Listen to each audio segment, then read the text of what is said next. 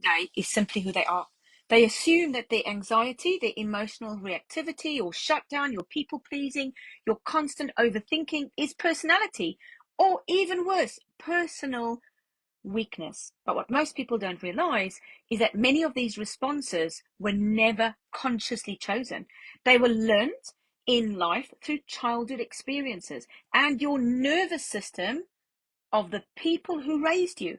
Now, from birth, the brain is still developing, and its primary job is not happiness or success, but safety. A child's nervous system is constantly asking whether the world is safe or to stay alert. Now, when parents are emotionally available and able to regulate themselves, a child's nervous system learns how to settle, grow. But when parents are critical, emotionally distant, unpredictable, perhaps, or overwhelmed by their own unresolved trauma, the child's nervous system adapts for survival. So it learns to stay alert, anticipate threat, minimize emotional need. And this happens automatically. It's not biological. It is not by choice. It's automatic. And it is biological.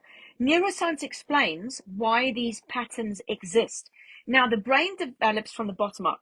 Survival systems mature first, emotional regulation develops next, and then our logical thinking comes later.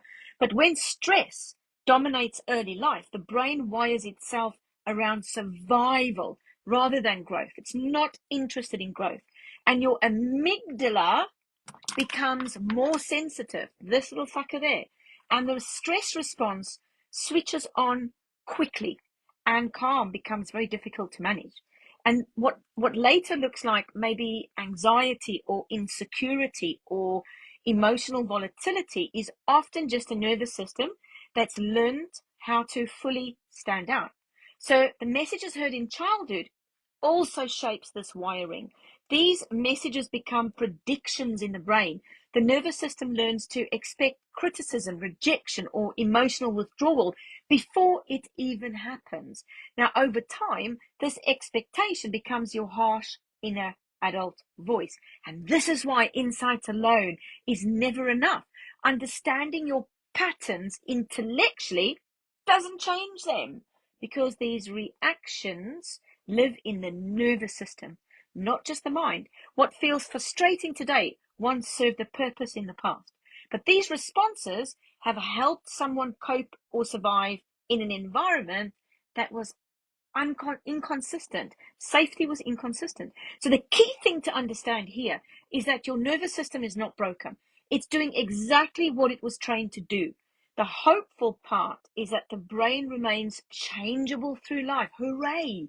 The same mechanisms that wired these patterns can rewire them, but only through experiences that teach the nervous system that it's safe in the present and that it doesn't have to revisit the past.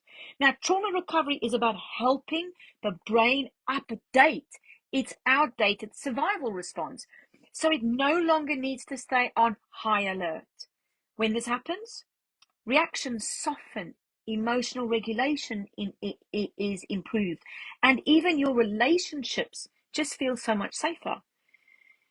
You are not your childhood, and you are not conditioned to be like that. You are not broken.